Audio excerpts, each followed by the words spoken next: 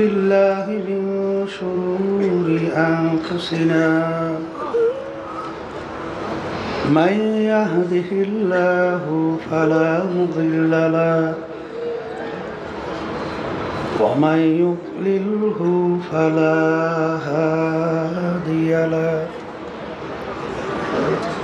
ونشهد أن لا إله إلا الله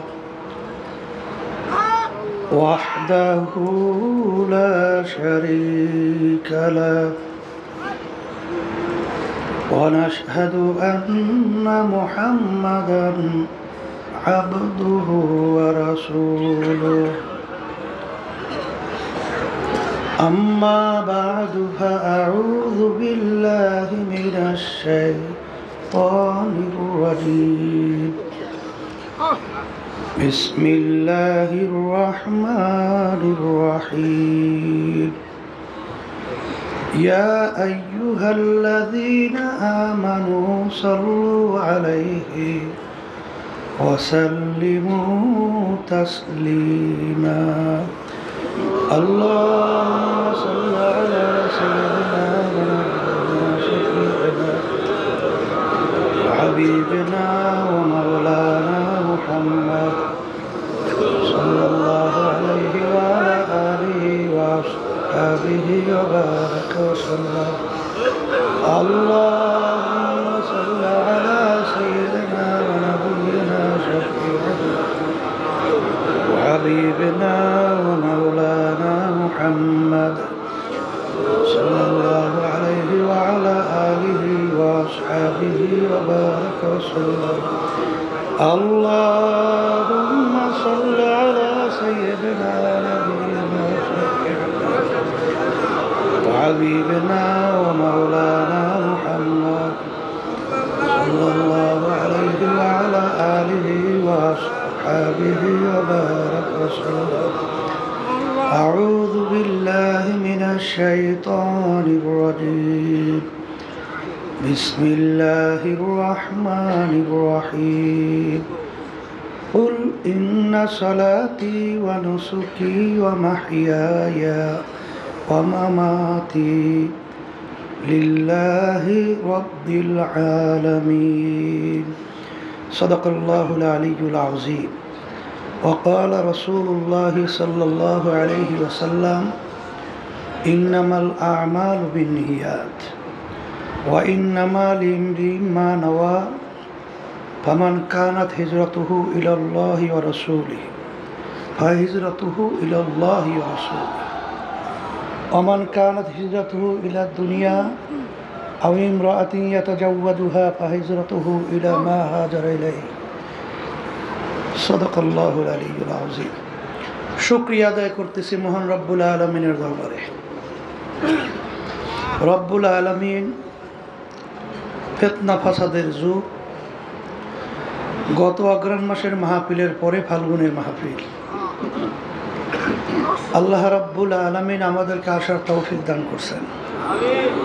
শুকরিয়া তার সবাই বলি আলহামদুলিল্লাহ। গতকালকের শ্রীনগরে আমার ভাই বলতেছিল আমি লঞ্চে থাকবো না, আমি মাঠে যাব। আসার পরে একটু পরেই দুনিয়া থেকে বিদায় হয়ে গেছে। সাথীরা বলতেছে হুজুর ওই যে মুখে হাসি দিয়েছে, হাসিটা এখনো মুখে ফুটে আছে। ফজরের সময় জানাজা নামাজ পড়ানো হল, আবার জোহরের পর এক আল্লাহর বান্দা চলে গেছেন। এইভাবে আসলে গত অগ্রহায়ণ মাস থেকে শুরু করে কয়েক মাসের মধ্যে দেখবেন অনেকে আমাদের সাথে ছিল, আজকে দুনিয়াতে নাই। এমন একদিন আসবে, আব্বাজান রহমাতুল্লাহি আলাইহি বলতেন, এখনো কানের ভিতরে কথাগুলো পরিষ্কারভাবে এখনো বাঁচতেছে। যেমন একদিন আসবে, আল্লাহ কবুল করলে মাহফিল চলতে থাকবে, কিন্তু আমরা আর থাকবো না। আল্লাহ রাব্বুল আলামিন আমাদেরকে মাহফিলে নিয়ে আসছেন। এবছর দেখলাম মাশাআল্লাহ অনেক আমার নতুন ভাইরা মাহফিলে আসছে, যারা হয়তো বা কখনোই চরমনাই মাহফিলে আসেন নাই।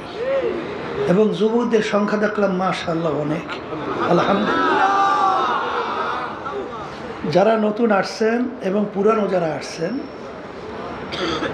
আজকে আমাদের দায়িত্বশীল প্রশাসনের বলতেছিল যেখানে ওরস হয়, তখন আমাদের দায়িত্বশীলরা বলতেছিল যে আমাদের এখানে ওরস হয় না, এখানে মাহফিল হয়। ওরস বলা হয় আনন্দ ফুর্তি, আর এখানে মাহফিল।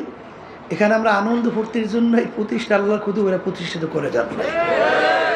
এই প্রতিষ্ঠান প্রতিষ্ঠিত করার মূল উদ্দেশ্য লক্ষ্য হলো, ওদিকে মনে হয় মাইকে শব্দ মনে হয় ঝামেলা করতেছে, দেখতেছে, দাঁড়ান। আচ্ছা আপনারা ধৈর্য ধরেন, আলহামদুলিল্লাহ দেখতেছে। ওদিকে শব্দকে একটু বাড়ানো লাগবে নাকি? পিছনের শব্দগুলো দেখো, এখন শোনা যায়? আলহামদুলিল্লাহ। আব্বাজান রহমতুল্লাহি আলাইহি বলতেন যে আমরা ফুর্তি করি না, আমরা বেশি বেশি কান্দি। এই মাহফিল প্রতিষ্ঠিত কেন করা হয়েছে? বিশেষ করে আজকে উদ্বোধনী বয়ানের মাধ্যমে মাহফিল আনুষ্ঠানিকভাবে আলহামদুলিল্লাহ শুরু করা হলো। তা যারা আসছেন বাড়িঘর সাইরা টাকা পয়সা খরচ কইরা, এখানে তো ওই তো 5টা মাঠ আমরা করছি, কিন্তু কোনো মাঠেই কিন্তু এখন সামাল দেওয়ার মতো পরিবেশ নাই। অনেক ভাইরা খোলা আকাশের নিচে পড়ে আছে। এত কষ্ট, পায়খানা, প্রস্রাবখানা, গোসলে, চলাফেরায়। এর মূল উদ্দেশ্যটা কি? সর্বপ্রথম আমরা এখানে যারা আসছি, আমাদের নিয়াতকে আগে সহি করে নিতে হবে। এগুলা কিছু না, সব হইল ওখানে। কে বলছে এগুলা? এগুলো ভাও কথা, চেয়ারম্যান কয়, এটা কয় এই কথা। তা যেই কথা বলতে চাইছিলাম,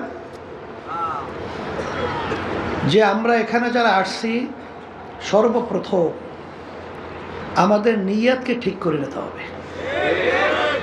কারণ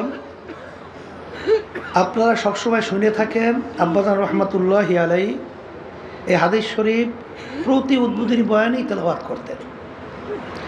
আর সমস্ত মুহাদ্দিসিন কিরাম সবাই একমত, এ হাদিসের সনদ মুতাওয়াতির হাদিস। আর আপনারা জানেন বুখারী শরীফ কোরআনুল কারীমের পরই সমস্ত উলামায়ে কেরাম মুহাদ্দিসিন কিরাম একমত, সহিহ কিতাব কোরআনুল কারীমের পরই বিশুদ্ধ কিতাবের নাম হলো বুখারী শরীফ। বুখারী শরীফের বাব বুখারী রহমতুল্লাহি আলাইহি প্রথম কি বাঁধছেন? বাবুল ওয়াহি, ওহি সংক্রান্ত, ওহি বিষয়াদি, এই বিষয় বাবের ভিতরে আলোচনা হয়। কিন্তু হাদিস নিয়ে আসছেন নিয়াতের হাদিস। এর কারণ কি? হাদিস পড়বেন, হাদিস পড়াবেন, কোরআনুল কারীম পড়ব, কোরআনুল কারীম পড়াবেন, কিন্তু সর্বপ্রথম আমাদেরকে নিয়াত যদি ঠিক না হয়, তাহলে আমাদের সমস্ত কষ্টটাই বৃথা। আল্লাহ রসুল সাল্লাল্লাহু আলাইহি ওয়াসাল্লাম বলছেন, তোমাদের সমস্ত কাজের ফলাফল নির্ভর করবে তোমাদের নিয়াতের উপরে। কারণ আল্লাহ রসুল সাল্লাল্লাহু আলাইহি ওয়াসাল্লাম হিজরতের সময় বলছিলেন, তোমরা যদি কেউ হিজরত এই উদ্দেশ্যে করো আল্লাহ এবং আল্লাহ রসুলকে পাওয়ার জন্য, তাহলে তোমরা আল্লাহ এবং আল্লাহ রসুলকেই পাইয়া যাবা। আর যদি তোমরা হিজরত করো দুনিয়া অথবা কোনো মেয়েকে বিবাহের উদ্দেশ্যে, তাইলে তোমরা দুনিয়া অথবা মেয়েকেই পাবা, কিন্তু আল্লাহ রাব্বুল আলামিনের কাছে এই হিজরতের বিনিময় আর কিছু পাবা না। তা আপনারা বাড়িঘর সবাই সাইরা এখানে কষ্ট ক্লেশ করে আসছেন। আজকে আমার নতুন বাজানদেরকে বলবো, বিশেষ করে পুরানো যারা আছেন সবাইকে বলবো, যে সর্বপ্রথম আমাদের নিয়াতকে আমরা সহি করে নেব। যা আমার এখানে আসার উদ্দেশ্যটা কি? এখানে উদ্দেশ্য একমাত্র আল্লাহর পথ ভোলা, বান্দাদেরকে আল্লাহর পরিচয় ঘটাইয়া আল্লাহর সঙ্গে সম্পর্ক তৈরি করার উদ্দেশ্যেই কিন্তু এই মাহফিল আল্লাহর কুতুবেরা প্রতিষ্ঠিত করে গেছেন। সবাই বলি আলহামদুলিল্লাহ। চরবনের ইতিহাস তো আপনারা অনেকে শুনছেন, জানেন। তারপর আবার বলতেছি, চরমোনাইটা কিন্তু চতুর্পাশে নদী, একটা দ্বীপের মতো। কিন্তু আজকে চরমোনাই আল্লাহ রাব্বুল আলামিন শুধু বাংলাদেশ নয়, তামাম দুনিয়ার মধ্যে আল্লাহ রাব্বুল আলামিন প্রশংসা সহকারে এর পরিচয় ঘটাইয়া দিয়েছেন। এর পিছনে কোনো কারণ আছে না?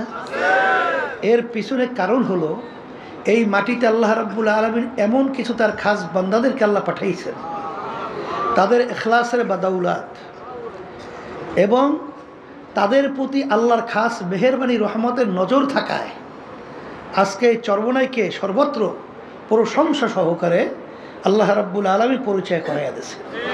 কথা ঠিক না? সর্বপ্রথম এখানে মক্তব আকারেই মাদ্রাসা শুরু করে গেছিলেন আমার আব্বাজানের নানাজান রহমতুল্লাহ আলাইহি। তার নাম ছিল আহসানুল্লাহ, তার নামই হলো এই মাদ্রাসা আহসানাবাদ। কিন্তু এই মাহফিল আব্বাজানের নানাজান শুরু করে যান নাই, মাহফিল শুরু করে গেছেন আনুষ্ঠানিকভাবে আমার দাদাজান রহমতুল্লাহ আলাই, ইসহাক সাহেব রহমতুল্লাহ আলাই। দাদাজান চলে যাওয়ার পরে এই বাগানের মালি হিসাবে দায়িত্ব পালন করছিলেন আমার আব্বাজান রহমতুল্লাহ আলাই। আজকে কেউ আমাদের মাঝে নাই, আজকে আমাদের মসজিদের সামনে তারা ঘুমায় আছে। তার ধারাবাহিকতায় এই মাহফিল চলে আসছে, এখন পর্যন্ত চলছে।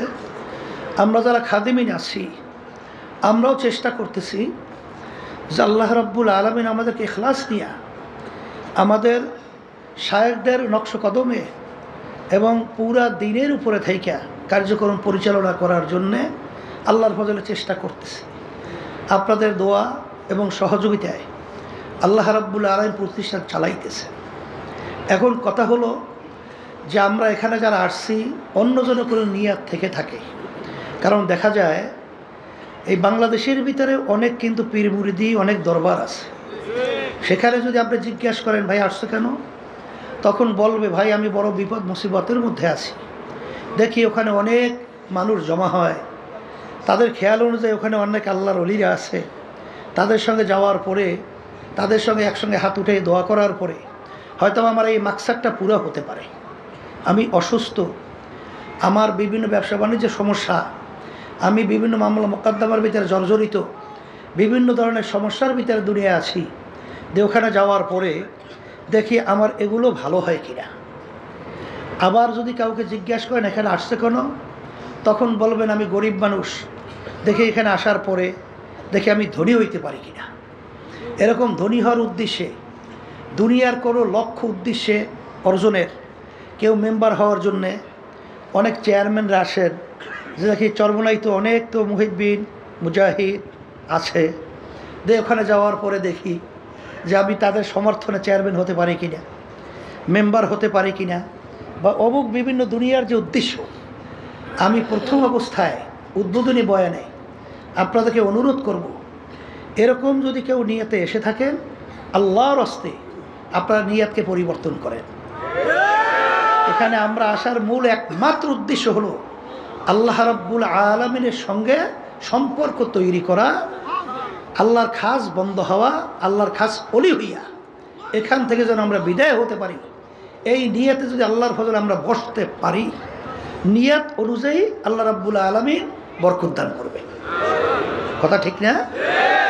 এরপরে আমার বাজানদেরকে বলবো, যখন আল্লাহ নিয়েই আসছে, এখানে যদি আমরা নিয়তকে পরিবর্তন করে বসি, আব্বাজান রহমাতুল্লাহ আলাইহির কথা, দাদাজানের কথা উদ্ধৃতি দিয়ে বলতেন যে তুমি একটা ঘর উঠাইছো, দক্ষিণ দিকে জানালা রাখছো, যদি জিজ্ঞাসা করা হয় তুমি আপনি জানালাটা দক্ষিণে কেন রাখলেন, তখন সেই উত্তর কী দেবে, যে দক্ষিণ থেকে বাতাস ঢুকবে, আমার ঘর ঠান্ডা হবে, আমি ঘরে খুব আরামে বসবাস করতে পারবো।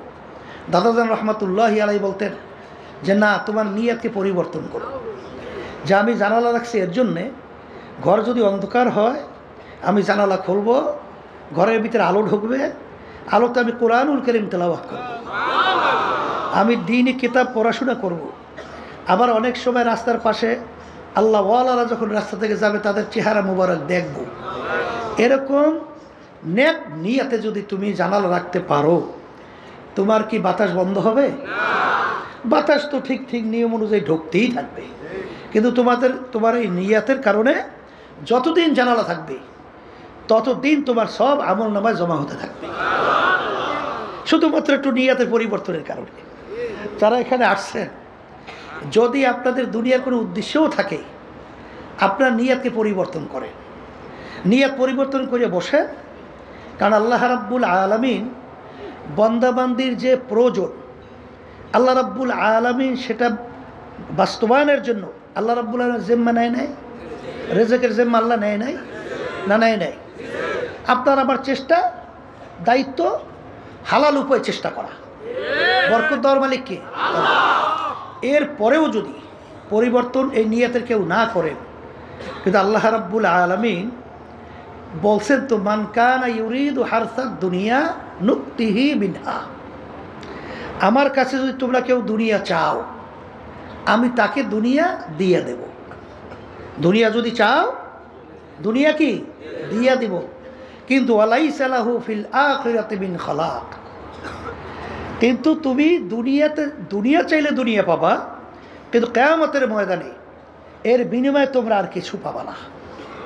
এই জন্য প্রথম যে আয়াত শরীফ তেলাওয়াত করেছি, আয়াতের ভিতরে আল্লাহ রাব্বুল আলামিন বলেন, হে নবী, আপনি বলে দেন আমার বান্দা বান্দীদেরকে, আপনার উম্মতদেরকে, যে তাদের নামাজ, তাদের রোজা, তাদের হজ, এক কথা তাদের বাইচে থাকা, তাদের মইরে যাওয়া, তাদের যত কাজকর্ম সব কিছু হবে একমাত্র আমাকে রাজি খুশির উদ্দেশ্যেই।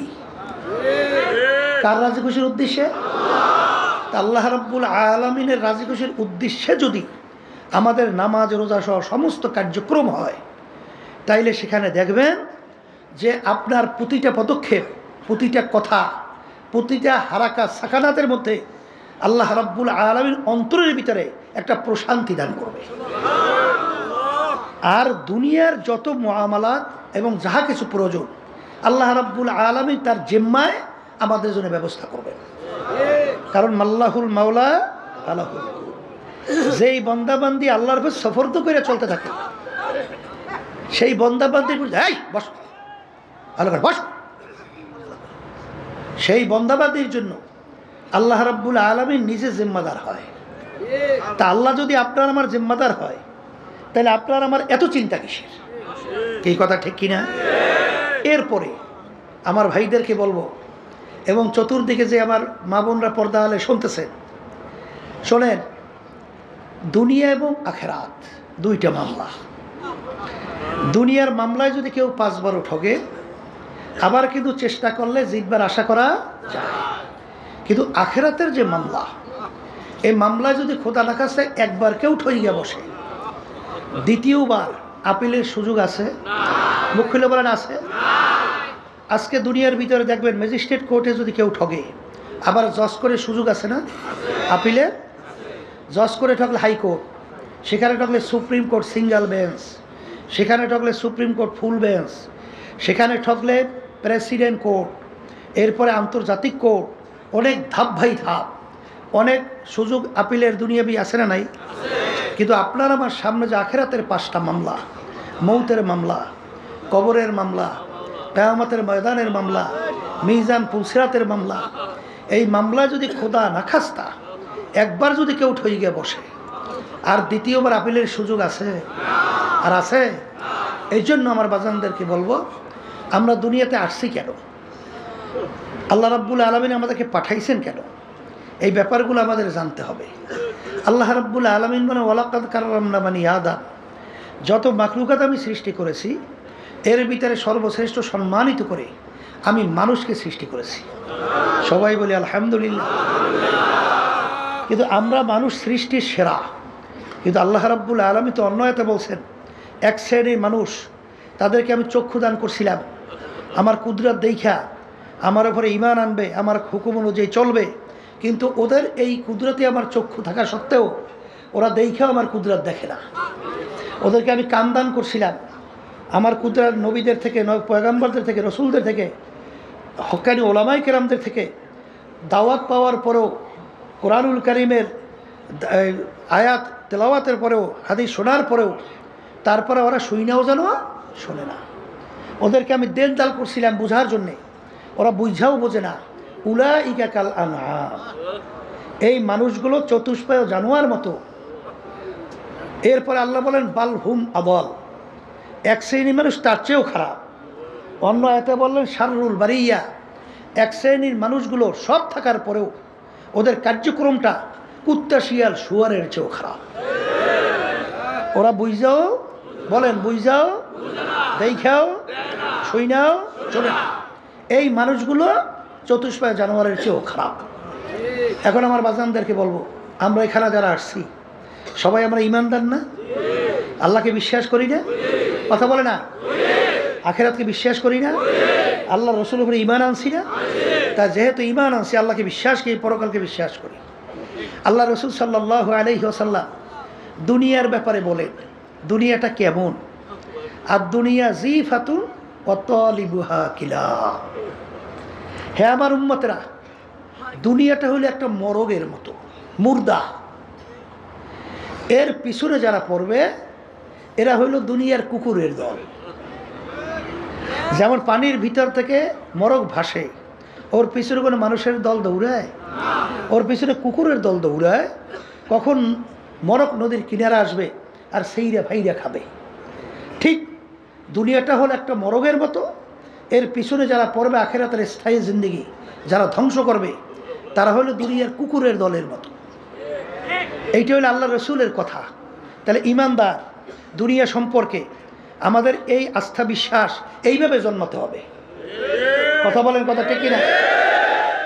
অন্য রায়াতের ভিতরে আসছে আল্লাহ রসুল সাল্লাল্লাহু আলাইহি ওয়াসাল্লাম বলেন, দুনিয়া এবং দুনিয়ার ভিতরে যত সম্পদ, হ্যাঁ মাসালু বাউদাতে, যে একটা মাছি বা মশার পাখনার মতো যদি হইতো, একটা মাছি বা মশার পাখনা এর মতো যদি হইতো দুনিয়া এবং দুনিয়ার ভিতরে যত সম্পদ, আল্লাহ রাব্বুল আলামিন কোনো ফাসিক, কোনো নাফরমান, কোনো নাস্তিক, কোনো কাফেরদেরকে আল্লাহর নেয়ামত এক ঢোক পানিও আল্লাহ পান করতে দিতেন না। কারণ মশা মাছি হাজার হাজার লক্ষ লক্ষ পাখনা আপনি একত্রিত করিয়া যদি আপনি বাজারে বিক্রিতে নেন, কয় টাকায় বিক্রি হয়? কোনো মূল্য আছে?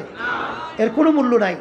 ঠিক আল্লাহ রসুল সাল্লাল্লাহু আলাইহি ওয়াসাল্লাম উদাহরণ দিয়ে বলেন যে মাছি মশার পাখনার মতো যদি হইতো এই দুনিয়া এবং দুনিয়ার যত সম্পদ, চেয়ারম্যানে বলেন, মেম্বারি বলেন, এমপিগিরি বলেন, পীরগিরি বলেন, তারপর মুহাদ্দিসগিরি বলেন, শাইখুল হাদিসগিরি বলেন, ইমামগিরি বলেন, অমুক টমুক চেয়ারম্যান এবং বড় ধনী কথা বলেন, 10 তলা 20 তলা এরকম বাড়ির কোনো অভাব নাই, এরকম বহুত কিছু ডিসিগিরি, এমপিগিরি, ওই এসপিগিরি যাই বলেন, এর যত কিছু বলেন, আল্লাহ এবং আল্লাহ রসুলের কাছে একটা মাছির পাখনা পরিমাণও কোনো মূল্য নাই। এই ঈমান আনতে হবে না? এই কথাটা কি আমি বলছি না আল্লাহ রসুল সাল্লাল্লাহু আলাইহি ওয়াসাল্লাম বলছেন? এটা তো ঈমানদারদের সেইভাবে গুরুত্ব দিতে হবে। এই জন্য আপনারা দেখছেন যে সাহাবায়ে কেরামদের ইতিহাস পড়লে দেখবেন, আর আল্লাহ রাব্বুল আলামিন বলছেন আমিনু কামা আমানান নাস, তোমাদের ঈমানের ধরনটা কেমন হবে? সাহাবায়ে কেরামরা যেভাবে ঈমান আনছিল, সাহাবায়ে কেরামদের ঈমানের ধরন কেমন ছিল, দুনিয়ার ব্যাপারে ইতিহাস পড়লে দেখবেন আল্লাহ রসুল সাল্লাল্লাহু আলাইহি ওয়াসাল্লাম কেমনভাবে দেখাই গেছেন যে কাফেররা একত্রিত হইয়া 3টে প্রস্তাব নিয়ে গেছিল না, আরবের সবচেয়ে বড় ধনী বানাইয়া দেবে, সবচেয়ে আরবের বড় নেতা বানাইয়া দেবে, এরপর সুন্দরী সবচেয়ে আরবের ভিতরে মেয়েটাকে তার জন্য বিবাহের ব্যবস্থা করবে। শুধুমাত্র শর্ত কী ছিল? যে এক আল্লাহর পরে ঈমান আনার দাওয়াত দাও, কিন্তু আমাদের কার্যক্রমের বিরুদ্ধে কিছু বলবা না। এতটুকু যদি মানতে পারো তাহলে মুহাম্মদ সাল্লাল্লাহু আলাইহি ওয়াসাল্লাম তোমার জন্য আমরা এই প্রস্তাব নিয়ে আসছি, নেতা হতে মন চায় নেতা বানাইয়া দেব, ধনী হইতে মন চায় সবচেয়ে বড় ধনী বানাইয়া দেব, সুন্দরী মেয়ে বিবাহ করতে মন চায় ব্যবস্থা করব, কিন্তু শর্ত হলো এক আল্লাহর উপরে ঈমান আনার দাওয়াত দাও, এজন্য আমাদের সমস্যা নাই, কিন্তু আমাদের কার্যক্রমের বিরুদ্ধে কিছু বলবা না। আল্লাহ রাসূল সাল্লাল্লাহু আলাইহি ওয়াসাল্লাম তাদের প্রস্তাব মানছে? বরঞ্চ কি বলছিল? এটা তো একটা স্বাভাবিক, যদি অসম্ভব জিনিস সম্ভব করে দেখাও, আকাশের সূর্য এক হাতে আকাশের চন্দ্র আর এক হাতে, তারপর আমি এক আল্লাহর উপর ঈমান আনার দাওয়াত এবং তোদের মূর্তি পূজা সহ তোদের অন্যায়ের বিরুদ্ধে আমি বলতেই থাকবো। এক পর্যায়ে আল্লাহ রসুল সাল্লাল্লাহু আলাইহি ওয়াসাল্লাম তার জন্মভূমি মক্কা শরীফ থাকতে পারছে? হ্যাঁ, হিজরত করে কোথায় যায়? মদিনা শরীফ যায়। আর জন্মভূমির মায়ায় নবী ফিরা ফিরা যায়। এই তো আমাদের শিক্ষা, এইটাই তো আমাদের শিক্ষা। সাহাবায়ে কেরামদের কি অবস্থান ছিল? দুনিয়ার কোনো মোহ তাদেরকে গ্রাস করতে পারছিল? আমিনু কামা আমানান নাস। এই জন্য কিতাবের ভিতরে আসছে সাহাবায়ে কেরামদেরকে যদি আমরা দেখতাম তাহলে আমরা মন্তব্য করতাম সব পাগলের দল। আর তারা যদি আমাদেরকে দেখতো মনে হয় যেন বলতে সব কাফেরের দল হয়ে গেছে। কারণ আমাদের চিন্তা, চেতনা, ধারণা, ধ্যান অনেকাংশেই দেখা যায় শুধু দুনিয়া দুনিয়া দুনিয়া দুনিয়া, অনেকাংশে আখেরাতের গুরুত্ব দেখাই যায় না।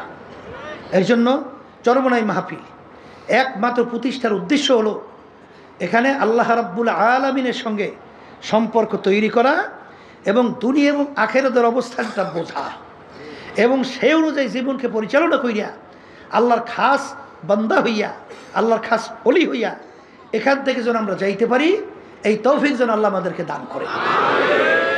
এখন আমার ভাইদেরকে বলবো, যারা শুনতেছেন, যারা নাকি দুনিয়ার পাগল হইছেন, যারা দুনিয়ার পাগল হইছেন, মাঝে মধ্যে একটু মোরাকাবা করা লাগে না?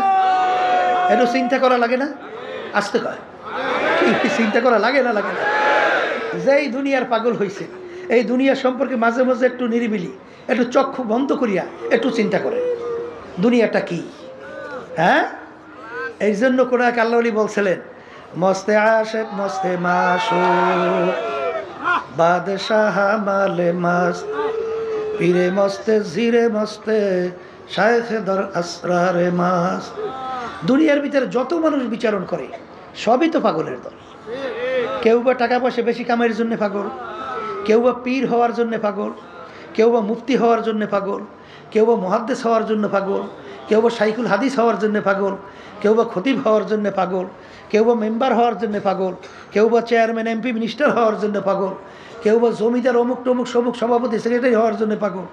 এখন এই চরমনের অনেক মুজাহিদ দেখা যায় যখন কমিটি গঠন সর্বনাশ, এমন অস্থির হয়ে যায় কেমনে সভাপতি হইবে। এই চরমনায় আসার পরে এইটা শিখলেন, এইটা শিখলেন, এইটাই শিখলেন, আর কিছু শিখলেন না। কেমনে সভাপতি হইবেন, সেক্রেটারি হইবেন, এই জন্য পাগল হয়েছেন। হাদিসের মধ্যে আসছে আল্লাহ রাব্বুল আলামিন কিয়ামতের ময়দানে দায়িত্ব অনুযায়ী প্রশ্ন করবে। কি অনুযায়ী? এই জন্য আল্লাহ নবীর ইতিহাস বলে দেখবেন দায়িত্ব দিলেও তারা নিতে চাইত না, কারণ আমার দায়িত্ব আমি ঠিকমতো যদি পালন করতে পারছি কিনা। কিয়ামতের ময়দানে মালিক যদি ধরিয়ে বসে তখন কি জবাব দেব?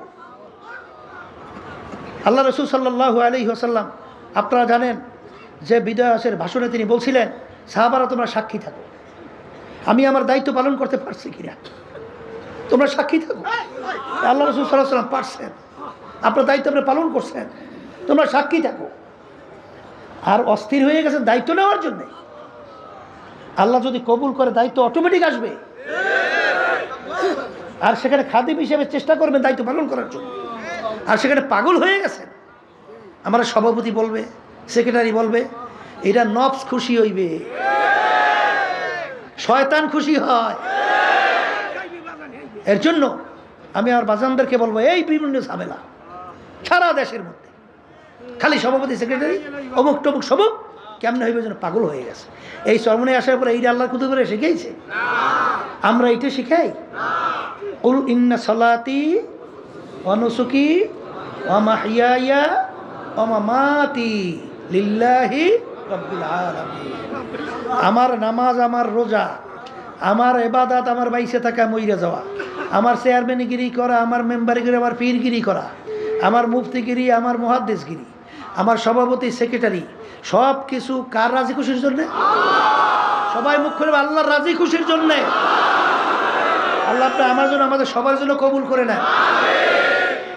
যেই দুনিয়ার পাগল হয়েছেন, এই দুনিয়া সম্পর্কে আল্লাহ রাসূল সাল্লাল্লাহু আলাইহি ওয়াসাল্লাম কি বলছেন? একটা মোরগ, একটা কি, আর এর পিছনে যারা পড়বে কুকুরের দল।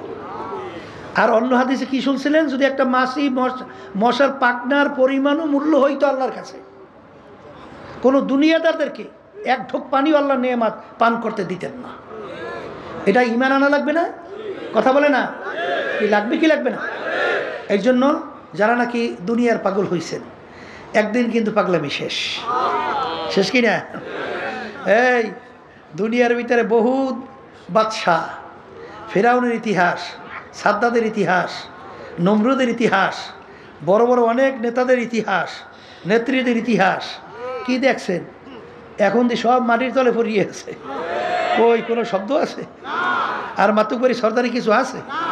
এখন তো এই পায়খানা প্রস্রাব দিয়ে কুকুর, কুত্তা, শিয়াল, অন্য অন্য যে প্রস্রাবও করে, খবর লড়াইতে তো পারে না। কি পারে? পারে। এই যে তামাম দুনিয়ার ভিতরে দেখছেন যে বাদশাহী করছিল মোর 4 জন, তামাম দুনিয়ার 2 জন মুসলমান, 2 জন অন্য জাতি। একজন বাদশাহ সেকান্দার বা ইস্কান্দার বাদশাহ এন্তেকালের আগে ওসিয়াত করছিল, আমার মৌতের পরে গোসল করাবা, কাপড় পরাবা, হাত দুইটা বাহিরে খাটের মধ্যে উঠাবা, শহরটাকে ঘুরাবা, এরপর দিয়ে দাফন করবা। যখন দুনিয়া থেকে বিদায় হলো, এখন খাটের ভিতরে উঠেছে, 2 হাত বাহিরে রেখে ঘুরায়। যারা বোঝে না, দেখছো আজীবন বাদশা খাজনা এবং ট্যাক্স আমাদের থেকে নেছে, এখন মরার পরে কেন হাত পেতে রয়েছে, ওরা খাজনা ট্যাক্স চায়। আর বিজ্ঞ আলেমরা বলতেছে, বোকা তোরা তো বোঝো নাই, বাদশা সেকান্দার ওসিয়াত করছে মৌতের পরে এরকম রাইখা ঘুরাই দাফন করার জন্য। তিনি তামাম দুনিয়ার মানুষকে বুঝাতে চায়, হে তামাম দুনিয়ার মানুষেরা, আমি বাদশা সেকান্দারের মতো এত বড় বাদশা তামাম দুনিয়া পরিচালনা করলাম, মনে হয় দ্বিতীয় হইতে আর পারবি না। কিন্তু যখন ঠিক আমি কবরে রওনা করলাম, হাত দুইটার দিকে তাকাই দেখ খালি, এই খালি হাত দিয়ে কিন্তু কবরে রওনা করো। আর বাদশাহী সবই তো রয়ে গেল, কিছুই তো নিতে পারলাম না। এই জন্য আমার বাজানদেরকে বলবো, যারা আজকে দুনিয়ার পাগল হয়েছেন, এই সম্পদের পাগল হয়েছেন, মনে এত অনেক সময় অনেক দেখা যায় মুরব্বী হইয়া এত অসুস্থ, তখন এসে দুনিয়ার ব্যাপারে মনে হয় যে এমনভাবে আমাদেরকে উপস্থাপন করে, মনে করি যে সেরিয়ে যায়। ওদিকে আখেরাতের ব্যাপারে, কবরের ব্যাপারে চিন্তা নাই। এই চিন্তাটা যদি না করেন, তাহলে দুনিয়াটা যদি বোঝেন, ঠিক দুনিয়ার পাগলামি আপনি করতে পারবেন কোন পর্যন্ত, যে কয়দিন চক্ষু খোলা। চিরতরে যেদিন চক্ষু বন্ধ, তখন কি বলবে? পীর সাহেব ঘুমাই রয়েছে বলবে না, লাশ পড়িয়ে রয়েছে। মেম্বার ঘুমাই রয়েছে বলবে না, মেম্বারের লাশ পড়িয়ে রয়েছে। চেয়ারম্যান ঘুমাই আছে বলবে না, চেয়ারম্যানের লাশ পড়িয়ে আছে। অমুকে ঘুমাই আছে বলবে না, লাশ পড়িয়ে আছে। এখন দেখেন, একটা মশা মাছিও তাড়ানোর শক্তি আপনার আছে? আর পারবেন? এখন সাদা 3টে কাপড় দিয়ে প্যাঁচ দিয়ে দিয়ে আপনার আটকাইছে, মাথার ভিতরে দিতেছে, বা মাজার ভিতরে তো বাঁধতেছে, এখন পায়ের ভিতরেও বাঁধতেছে। এই জন্য আমার আব্বাজান রহমতুল্লাহ আলাইহি বলতেন, সাপ সোজা হবি তো ময়ূরে সোজা হওয়ার আগে সোজা হও। সোজা তো হওয়া লাগবে, মরার আগে হ, মরার পর সোজা হইলে কোনো লাভ নাই। এই জন্য সোজা তো হবা। ওই 3টে সাদা কাপড় দিয়ে যখন বানবে, তখন তো একেবারে প্যাকেট। প্যাকেট তো হবা ঠিক, কিন্তু প্যাকেট হওয়ার আগে সোজা হও। কথা ঠিক কিনা? এই জন্য আমার বাজানদেরকে বলবো, যারা চরমনাইতে আসছেন, আল্লাহ রাব্বুল আলামিন, ইন্নাল্লাহা লা ইয়ানজুরু ইলা সুওয়ারিকুম ওয়া আ'মালিকুম ওয়ালাকিন ইয়ানজুরু ইলা নিয়াতিকুম ওয়া কুলুবিকুম আও কামা ক্বালা আলাইহিস সালাতু ওয়াস সালাম। আল্লাহ রাব্বুল আলামিন শুধুমাত্র আপনার বাহ্যিক আমলের দিকে তাকাই থাকে না, তোমরা আমার দিলের দিকে তাকাই থাকে। বন্দাবাদীর দিলের অবস্থানটাকে, নিয়ত তো দিলের মধ্যে। তা যারা আসছেন, যখন আল্লাহ নিয়েই আসছেন, কষ্ট যখন করবেনি, তখন নিয়তটা পরিবর্তন করা যায় না? আসতে কয় যায় না? এখানে কেন আসছি? একমাত্র আল্লাহ রাব্বুল আলামিন রাজি খুশির উদ্দেশ্যে। কথা ঠিক আছে? এরপরে দুনিয়ার জিম্মাদার আল্লাহর উপর ছাড়িয়ে দেন। কথা ঠিক না? ঠিক। আর বাজানদেরকে বলবো, আল্লাহ রাব্বুল আলামিন যদি তার এই হুকুম অনুযায়ী বান্দাবান্দি চলে, দুনিয়ায় কোনো পেরেশানিতে আল্লাহ রাখে? বলেন তো, রাখে? আসবত ইতিহাস নাই, কিন্তু দুকিস্তি পর নেহাদানকে চেরা যায়। যদি 2 নৌকার ভিতরে পা লাগান, তাহলে কিন্তু বিপদ আছে। কথা কয় না? কারণ আল্লাহ রাসূল সাল্লাল্লাহু আলাইহি ওয়াসাল্লাম কি বলছেন? এই দুনিয়া এবং আখিরাত কাজ জরুরতাই, দুই সতীনের মতো সম্পর্ক। কেউ যদি দুই সতীনকে, কোনো বেটা একত্রে দুই স্ত্রীকে খুশি রাখতে পারে? একজনকে খুশি করলে আরেকজন বেজার হয়। আল্লাহ রাসূল সাল্লাল্লাহু আলাইহি ওয়াসাল্লাম সতীনের সাথে উদাহরণ দিয়ে বলেন যে যদি তোমরা দোনোটাকে খুশি করতে চাও, এটা একটা অসম্ভব। যেরকম নাকি দুই নৌকার ভিতরে কেউ যদি পা রাখে, দুই নৌকা যখন দুই দিকে সরতে থাকে তখন ফাইরা সেইরা ধ্বংস হওয়া ছাড়া আর কোনো গতি থাকে? এর জন্য যদি কেউ দুনিয়াকে খুশি করতে চান, আখেরাত বেজার হবেই হবে। আবার আখেরাতকে যদি কেউ খুশি করে, দুনিয়া বেজার হবেই হবে। দুটোটাকে একত্রে খুশি রাখা চরমনে এখনো কিছু মুজাহিদ, আল্লাহর তো সংখ্যা একেবারে কম এখন আল্লাহর রহমতে, ওদিকে নেতাদেরকে খুশি করতে যায়, আবার মসজিদে দিয়ে নামাজ পড়ে আল্লাহরে খুশি করতে যায়। আছে না নাই? আরে অনেক সংবাদ তো আমাদের কাছে আসে, আছে না? যায় নামাজ পড়তে, রুকুতে যায়, সেজদায় যায়, সুবহান রব্বিয়াল আলা কইয়া তাসবিহ আদায় করিয়া মালিককে খুশি করার জন্য সেজদায় পড়ে। ওদিকে আবার নামাজ পড়ে বাইরে নেই মেয়ে, এখন আবার নেতা এবং দুনিয়ামুখী যে মাতুব্বার, এদেরকে খুশি করার জন্য চেষ্টা করে। হাদিসের মধ্যে পরিষ্কার আসছে, ফাসিকদের যখন কোনো প্রশংসা করা হয়, আল্লাহ রাব্বুল আলামিনের আরশ থরথর করে কাঁপতে থাকে। এক শ্রেণী বর্তমানে বেরোইছে, ফাসিকদের প্রশংসা এমন ভাবে শুরু করে মনে হয় যেন এখন মাত্র আল্লাহর ওলি নাজেল হয়েছে। নাউযুবিল্লাহ, আল্লাহর আরশ কাঁপতে থাকে থরথর করে, আল্লাহ সহ্য করে না। এই জন্য আমি আমার বাজানদেরকে বলবো, তুমি আল্লাহকে রাজি খুশির উদ্দেশ্যে কাজ করো, দেখবা সব আল্লাহ রাব্বুল আলামিন তোমার প্রতি আন্তরিকতা আল্লাহর পক্ষ থেকে তৈরি করো। কথা ঠিক কিনা? হাদিসের মধ্যে কি আসছে? আল্লাহ রাব্বুল আলামিন যে বান্দাবান্দিকে পছন্দ করেন ফেরেশতাদের ভিতরে ঘোষণা করে, এবং ফেরেশতাদের মাধ্যমে আল্লাহ রাব্বুল আলামিন সমস্ত মাখলুকাতের মধ্যে ঘোষণা করায় যে আমি অমুককে মহব্বত করে তোমরাও করো। তার বাস্তবতা দেখছি। আল্লাহ কুতুব ফজলুল করিম রহমাতুল্লাহি আলাইহি আল্লাহর কুতুবের ইতিহাস শোনেন, পড়লে দেখবেন যে কীভাবে আল্লাহ রাব্বুল আলামিন তাদের অন্তরের ভিতরে মহব্বত পয়দা করে। এটা আপনার আমার কিছু নাই। এর জন্য আমার ভাইদেরকে বলবো, নতুন বাজানরা যারা আসছেন, যখন আল্লাহ নিয়েই আসছেন, নিয়াতকে পরিবর্তন করা যায় না? যায় যায়? কোনো সমস্যা? হ্যাঁ, তা নিয়াতকে পরিবর্তন করে বসেন। যদি বসতে পারে তা আল্লাহ রাব্বুল আলামিন ওয়াল্লাযীনা জাহাদু ফীনা লানাহদিয়ান্নাহুম সুবুলানা ওয়া ইন্নাল্লাহা লামাআল মুহসিনিন। আল্লাহ রাব্বুল আলামিন বলে, বান্দাবান্দি যদি আমাকে রাজি খুশির উদ্দেশ্যে তুমি যদি রাস্তায় নামতে পারো, যত বিপদ মুসিবত পাহাড় পরিমাণ তোমাদের সামনে আসবে, আমি তোমাদেরকে বলতেছি তোমাদের জন্য চলার জন্যে আমি একটা দুইটা না বহুত রাস্তা খুলে দেব। রাস্তা কে খুলবে? আপনার আমার এত টেনশন কেন? আপনার আমার এত চিন্তা কেন? রাস্তা তো খোলার দায়িত্ব আল্লাহ নিছে, কথা বলে না? কিভাবে খুলবে? আপনার আমার জেহেনে ধরবেও না। ইউসুফ নবী আলাইহিস সালাতু ওয়াস সালামকে বিবি জুলাইখা 7 দরজার ভিতরে তালা মারছে। দরজা কয়টা? তালাও বেরোর দুনিয়া দিক থেকে যুক্তি আছে, কিন্তু ইউসুফ আলাইহিস সালাতু ওয়াস সালাম এই চিন্তা করছে যে আমি কীভাবে বের হব, কীভাবে বের হব। আল্লাহর উপর তাওয়াক্কুল করে দৌড় মারছে। দৌড় মারার সঙ্গে সঙ্গে আল্লাহ রাব্বুল আলামিন 7টা দরজার ভিতরে তালা টাস টাস করে খুলে দিয়েছে। এটা জেহেনে ধরছে? বেরেনে ধরছে? কোনো যুক্তি আছে? যুক্তি ছাড়া আল্লাহ রাব্বুল আলামিন রাস্তা খোলে, কথা ঠিক না? মুসা আলাইহিস সালাতু ওয়াস সালাম ফেরাউন যখন তার দলবল নিয়ে দৌড়িয়ে আসছে, নীল নদীর পারে যাই আর পার হইবে কেমনে? কেমনে পার হইবে? কোনো কায়দাই তো নাই। হ্যাঁ, মুসা হাতের মধ্যে কি দেও, বাড়ি বাড়ির মধ্যে বাড়ি দেওয়ার সঙ্গে সঙ্গে রাস্তা, একটা দুইটা না, আস্তে দলবল নিয়ে পারাই চলে গেছে। জিম্মাদার কে? তা আল্লাহ তাওয়াক্কুল করতে পারি না? পারি না? এত পেরেশান হয়েছেন কেন? এত পেরেশান হইলে যে পাগলামি দুনিয়ার জন্য করে, একটু মাঝে মাঝে মোরাকাবা করতে থাকতে হবে। নিরিবিলি করলেই দেখবেন আপনার কাছে প্রশ্নের উত্তর আসবে। সব ফাঁকি আর ফাঁকি, জোরে বলেন কথা ঠিক কিনা? কিয়ামতের ময়দান একজন আর একজনকে প্রশ্ন করবে, ভাই কামলা বিছনা, আমরা দুনিয়ার ভিতরে কতদিন ছিলাম? একজনে উত্তর দেবে লাবিসনা ইয়াওমান আও বা'দা ইয়াওম, একদিন অথবা একদিনে কিছু অংশ মনে হয় ছিলাম। আর একজনে বলবে না না, যারা হিসাব রাখছে তারাই বলতে পারবে।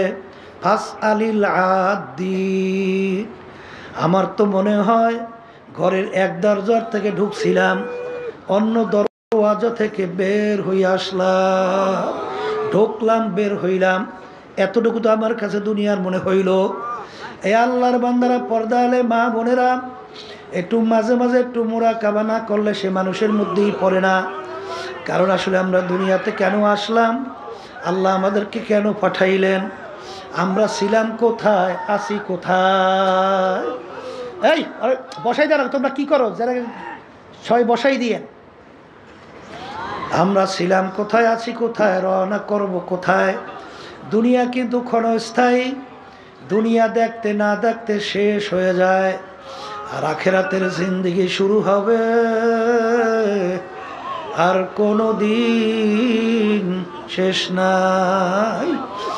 বাজান সবসময় মনকে বুঝাইয়েন যে আল্লাহ রাসূল সাল্লাল্লাহু আলাইহি ওয়াসাল্লাম দুনিয়া সম্পর্কে বলছেন, আলী তুমি দুনিয়ার তোমার হায়াতকে কি কেমন তুমি মনে করো, কত দূরে কেমন নিকট তুমি মনে করো? আলী রাদিয়াল্লাহু তাআলা আনহু বলছিলেন, হে আল্লাহর রাসূল, আমি যখন নামাজের জন্য ওযু করতে যাই তখন আমি খেয়াল করি আমার জীবনের শেষ ওযু এই নামাজের শেষ হইতে পারে, সামনের ওয়াক্তের নামাজের জন্য সুযোগ আর নাও পেতে পারি। আল্লাহ রাসূল সাল্লাল্লাহু আলাইহি ওয়াসাল্লাম বলেন, আলী তুমি তো ভুল করছো এক নামাজ থেকে অন্য নামাজ আসতে, মাঝখানে অনেক সময়ের ব্যবধান। আলী মৃত্যু তো এত দূরে না। বাজার লঞ্চের থেকে আল্লাহর বান্দা নামতেছিল, আমি মাঠের ভিতরে যাব, মাঠের ভিতরে আসতে না আসতে এরপরে আসতে ঢইলা পড়লো, চিন্তাও করতে পারে না আর বাড়ি জ্যান্ত অবস্থায় যাইতে পারবে না। আখারে আলী তুমি যখন নামাজের ভিতরে ডান দিকে সালাম ফিরাও তখন তুমি খেয়াল করো বাম দিকে সালাম ফিরাতে পারে কিনা। এই হইল দুনিয়া। আর আখিরাতের জিন্দেগি সম্পর্কে আল্লাহ রাসূল সাল্লাল্লাহু আলাইহি ওয়াসাল্লাম বলেন, তামাম দুনিয়া যদি একটা গোডাউন বানাও, জমিন থেকে আসমান, পশ্চিম থেকে পূর্ব, উত্তর থেকে দক্ষিণ, এই পুরা জমি এই গোডাউন যদি সরিষা দিয়ে ভইরা দাও, একটা পাখিকে যদি বলা হয় কবুতর পাখি, একটা সরিষার দানা খাবা, আবার 500 বছর পরে আর একটা সরিষার দানা খাবা, এরকম 500 বছর পর পর একটা সরিষার দানা খাইতে খাইতে তামাম দুনিয়াময় সরিষা একদিন না একদিন শেষ হবেই হবে। কিন্তু আল্লাহ রাসূল সাল্লাল্লাহু আলাইহি ওয়াসাল্লাম বলেন, আখিরাতের জিন্দেগি শুরু, আর কোনো দিন শেষ হবে না। হে দুনিয়াদার পাগল আমার বাবারা, হে পীর মুফতি মুহাদ্দিস আমার বাবারা, হে এমপি মিনিস্টার চেয়ারম্যান বড় ধনী আমার বাবারা, হে সভাপতি সেক্রেটারি আমার বাবারা,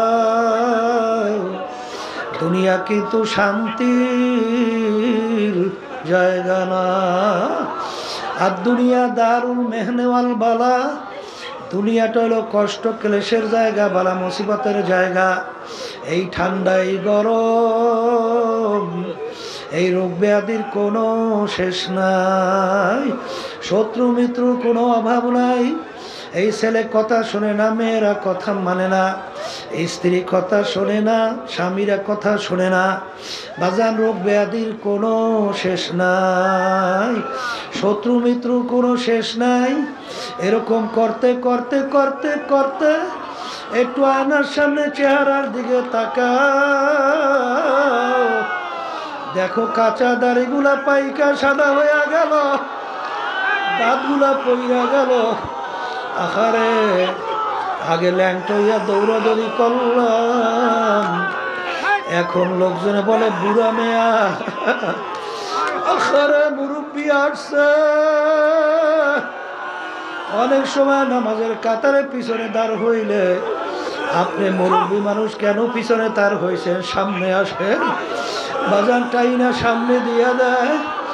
দুনিয়া এবং আখিরাতের ব্যাপার যদি একবার তোমার আমার দিলের ভিতরে বইসা যায় বাজান, তখন তুমি দেখবা দুনিয়া যদি সব তোমার আমার পায়ের উপরে ফেলাইয়া রাখা হয়, দেখবা আল্লাহর ফজল ও করমে ওই দুনিয়ার প্রতি তোমার আমার একটু মন দেল চলবে না।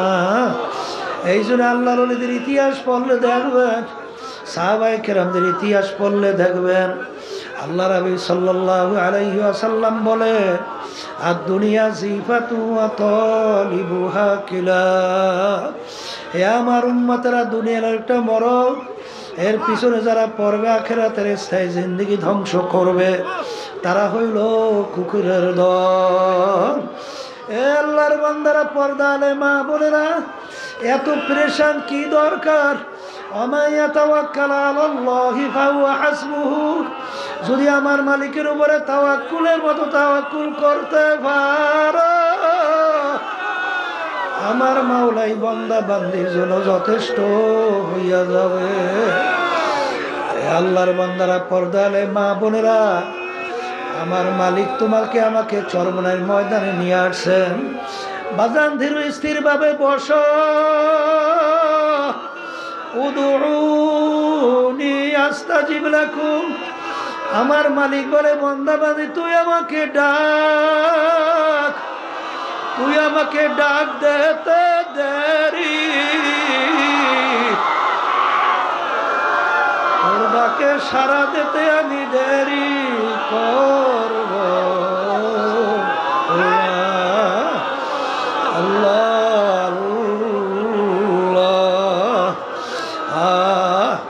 আল্লাহর বান্দারা, হে পর্দার আড়ালের মা বোনেরা, এই মাঠের ভিতরে অনেক আল্লাহওয়ালারা আছে।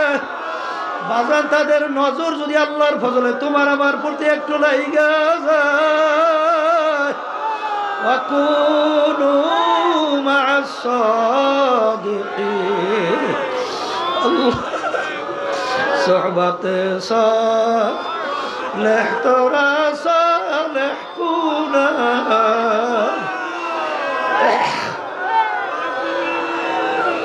صحبت طالح طرات لحكوناد ایک زمانہ صحبت با اولیاء بہتر صد سال طاعت بریہ دل کھلبو ادھر حمام روزہ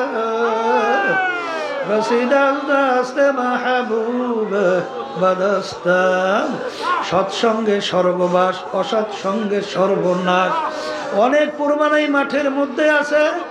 আমার কাছে বলতেছিল, আমার দিলটা পাথরের চেয়েও শক্ত, আরে চোখে পানি আসা তো দূরের কথা, কিন্তু চরমনাইয়ের ময়দানে আসার পরে আরে আল্লাহর বান্দারা যখন নাকি হালাতে গুলবা অবস্থায় দৌড় মারল, আজকে আমার শরীরের সঙ্গে একটা কারেন্টের মতো সব লাগাইয়া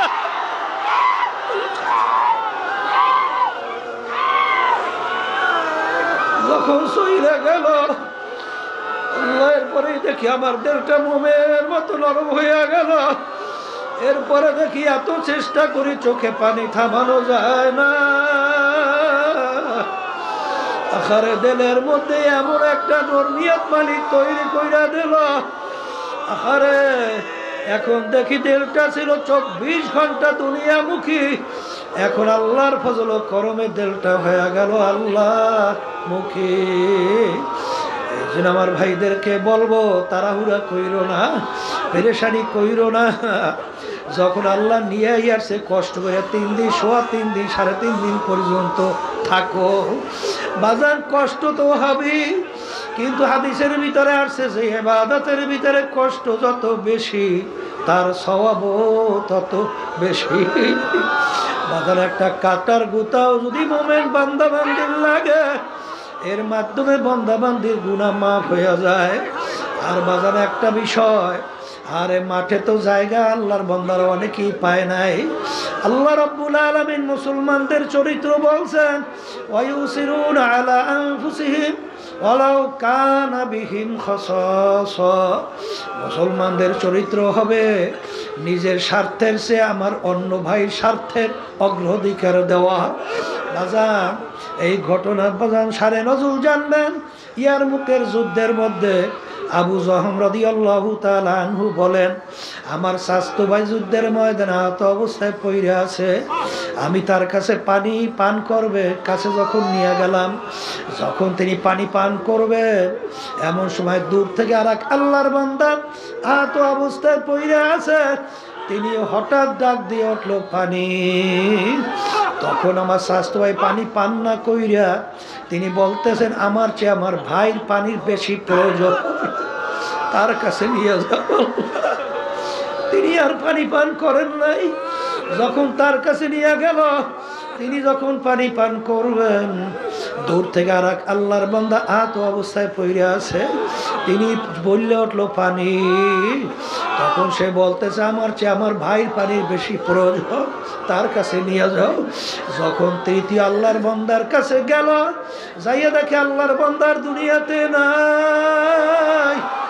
আল্লাহর বান্দা দুনিয়ার থেকে বিদায় হয়ে গেল, শাহাদত বরণ করছেন।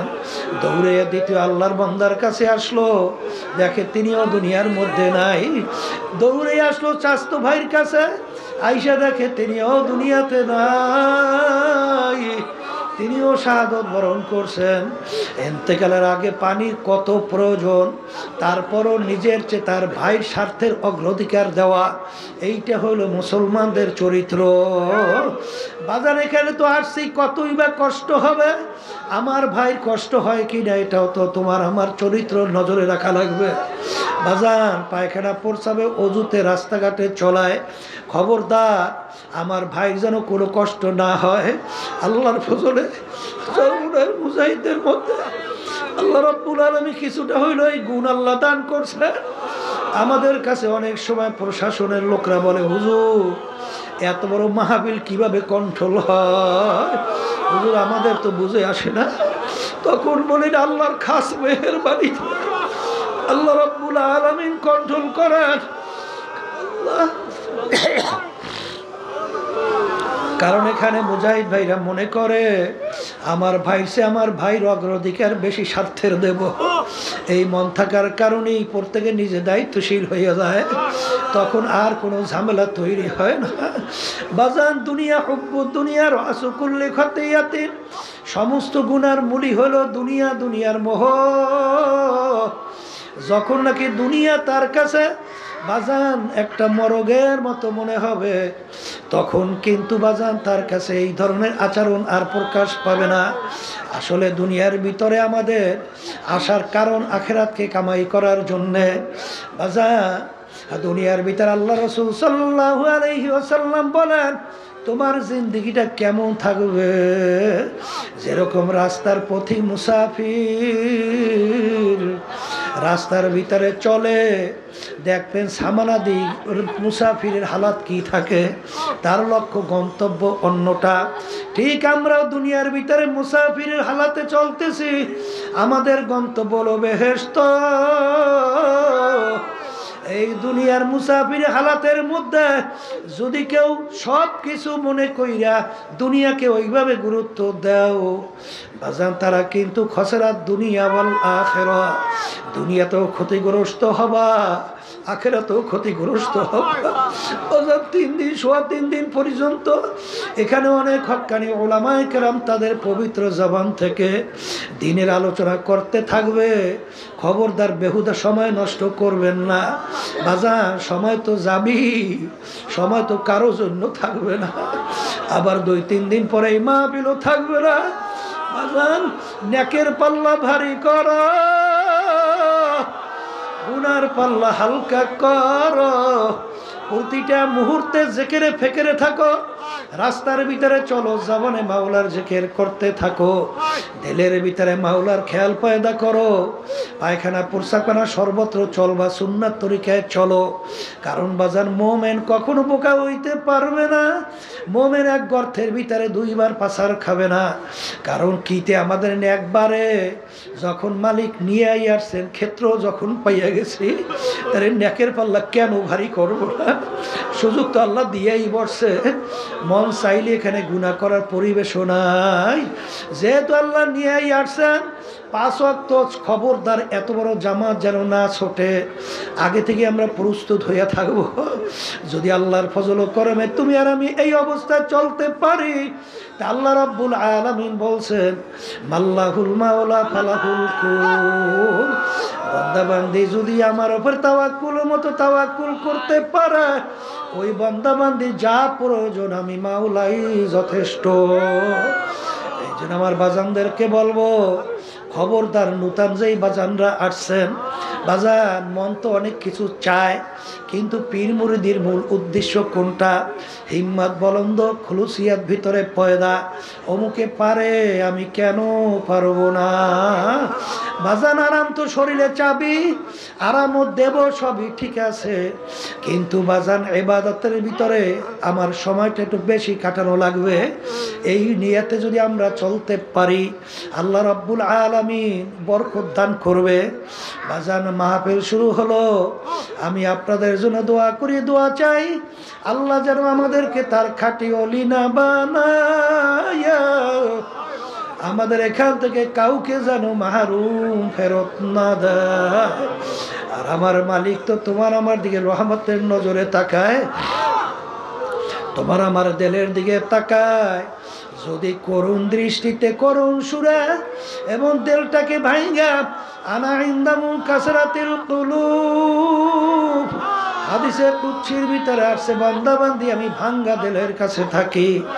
আরে গুনার কথা মনে করো, পিছনের অপরাধের কথা মনে করো, দিলটাকে ভাঙ্গা দাও, দুই চোখের পানি ছাইরা দাও, এইবার মালিকের দরবারে মাপ চাও।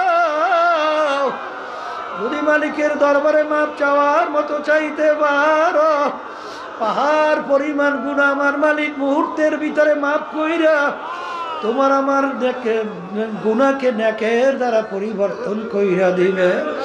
এই খেয়ালে আমরা মাঠের ভিতরে থাকি।